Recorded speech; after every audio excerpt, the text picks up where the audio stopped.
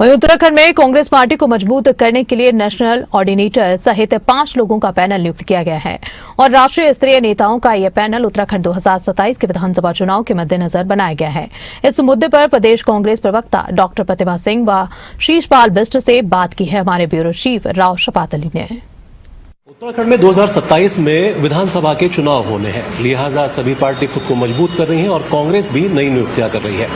अब national coordinator के साथ उत्तराखंड के जो प्रवक्ता हैं वो समन्वय बनाएंगे और किस तरह 2027 में पार पाएंगे इस पर जानते हैं। हमारे साथ शीशपाल बिष्ट साहब हैं, डॉक्टर प्रतिमा जी हैं। शीशपाल जी, आपसे जानेंगे ये जो नई नियुक्तियां हुई हैं, 5 सदस्य आपको कोऑर्डिनेटर मिले हैं, कैसे आप इनसे वार्ता रखेंगे 2027 एक बड़ी चुनौती के तौर पर?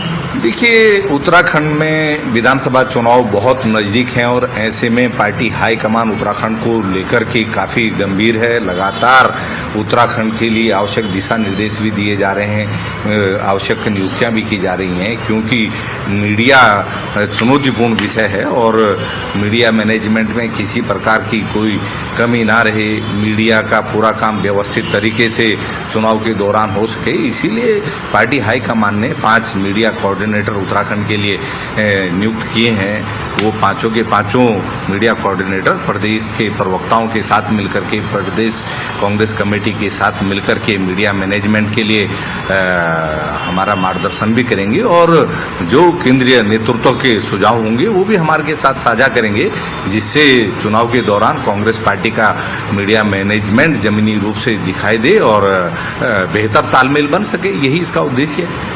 डॉक्टर प्रतिमा, पंखुड़ी जी को बड़ी जिम्मेदारी दी गई है, 4 उनके साथ और सदस्य बनाए गए हैं। आपकी टीम पहले से यहाँ पर मजबूती के साथ काम कर रही है, लेकिन ऐसा शायद पहली बार हुआ कि नेशनल कोऑर्डिनेटर पहली बार इतनी बड़ी संख्या में नियुक्त किए गए और सिर्फ उत्तराखंड के लिए। जी बिल्कुल, और पिछली बार की अगर मैं बात करूं तो पिछली बार नेशनल कोऑर्डिनेटर के तौर पर जरिता जी को भेजा गया था जो मेघालय की हैं, और उसके बाद जो सारा मैनेजमेंट था उसके लिए प्रोफेसर गौरव वल्लभ जी को भेजा गया था, जो कि अभी भारतीय जनता पार्टी में शामिल हो चुके हैं। सही कहा आपने कि इस बार पहली बार ऐसा हुआ है कि एक नेशनल मीडिया कोऑर्डिनेटर के साथ 4 कोऑर्डिनेटर भेजे गए हैं।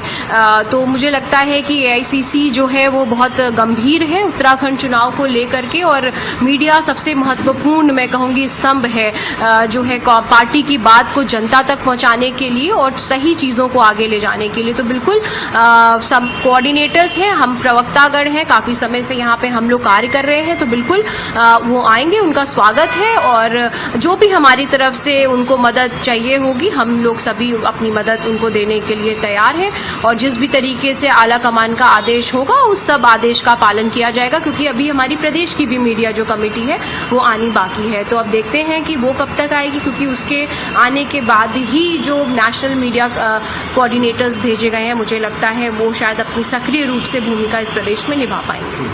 एक IT सेल को लेकर के हमेशा आप लोगों की शिकायत रहती है कि भाजपा का जो IT सेल है वो आप लोगों के खिलाफ बहुत पोस्ट करता है, इससे कैसे पार पाएंगे? देखिए, इसका भी सलूशन है कि हमारा जो अभी INC में नेशनल की अगर बात करूं सोशल मीडिया की, तो जो कि सुप्रिया श्रीनेत जी जिसको हैंडल कर रही हैं, हेड कर रही हैं, तो हर बात आप देखिए, हर बात का जवाब तुरंत आता है। कई ऐसी बातें होती हैं जहां पर भाजपा जो है खुद कुछ पोस्ट करके उसको ऐसी उलझनों का सामना करना पड़ता है कि वो बैकफुट पे आ जाती है। तो उनके नेतृत्व में बहुत अच्छे से काम हो रहा है। उन्होंने जिन जिन प्रदेशों में सोशल मीडिया चेयरमैन नियुक्त किए हैं वो भी काफ़ी अच्छा काम कर रहे हैं। हमारे प्रदेश की सोशल मीडिया जो टीम है वो अभी आने बाकी है, जिसमें मंथन हो रहा है, क्योंकि आप उत्तराखंड की अगर मैं बात करूं तो भाजपा का जो ऑफिशियल पेज है, जो ट्विटर पेज है या इंस्टा पेज है, उसके साथ साथ क्योंकि सत्ता में आप बैठे हैं तो सत्ता के इशारे पे चलने वाले कई ऐसे पेजेस हैं जिनके साथ आपको मुकाबला करना है। तो इसलिए सोशल मीडिया टीम बहुत महत्वपूर्ण है। इसमें ऐसी टीम होनी चाहिए जो कोई बात शुरू होने से पहले ही उस पर रिएक्शन दे दे, हर बात पे अपडेट रहे, क्योंकि आपको वसूली अभियान मोर्चा से भी जंग लड़नी है, आपको धाकड़ दामी से भी जंग लड़नी है, क्योंकि आपको सबको पता है कि ये पेजेस कहाँ से चल रहे हैं। तो इस पे मंथन चल रहा है। मुझे लगता है एक बहुत जल्द बहुत स्ट्रॉन्ग जो सोशल मीडिया टीम है, क्योंकि मीडिया भी जहाँ नहीं पहुँच पाती वहाँ सोशल मीडिया पहुँच रहा है। आपको ये पता है कि पहाड़ से लेकर गाँव तक हर व्यक्ति फेसबुक ज़रूर देख रहा है, ट्विटर भले ही थोड़ा कम देख रहा है, लेकिन फेसबुक और इंस्टा ज़रूर देख रहा है। तो बहुत जल्द हमारी सोशल मीडिया मजबूत टीम भी आ जाएगी।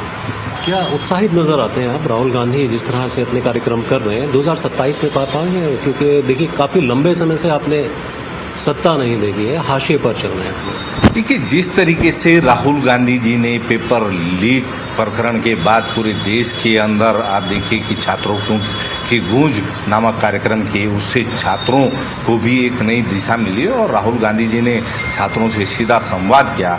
इससे पूरे देश का युवा भी उत्साहित है, उनको एक नेतृत्व भी अपने साथ नजर आ रहा है। उनको लग रहा है कि कोई तो राष्ट्रीय नेता है जो विपत्ति के समय में, संकट के समय में उनकी आवाज़ को उठाने का काम कर रहा है, उनके लिए लड़ाई लड़ रहा है। तो पूरे देश का युवा राहुल गांधी जी के साथ जुड़ा है। इसका सीधा सीधा लाभ कांग्रेस पार्टी को मिलेगा और जैसा कल कांग्रेस पार्टी की CWC में तय हुआ है कि छात्रों की गूंज जो कार्यक्रम है देश के 800 शहरों में आयोजित होंगे, तो ये युवाओं के बीच जाने का एक बड़ा कार्यक्रम है और युवा इस कार्यक्रम से जुड़ भी रहे हैं, उत्साहित भी हो रहे हैं। उनको लग रहा है कि अब भारत की सरकार भी जो है युवाओं की आवाज़ को सुनने के लिए मजबूर होगी और वो दिन दूर नहीं जब नकल के विरोध में एक मजबूत कानून भी आएगा और नकल माफिया जो है अपनी हरकतों को अंजाम देने से भी घबराएगा। क्योंकि राहुल गांधी जी जिस मजबूती के साथ, जिस निडरता के साथ आज देश के छात्रों के साथ खड़े हैं वो अभूतपूर्व है।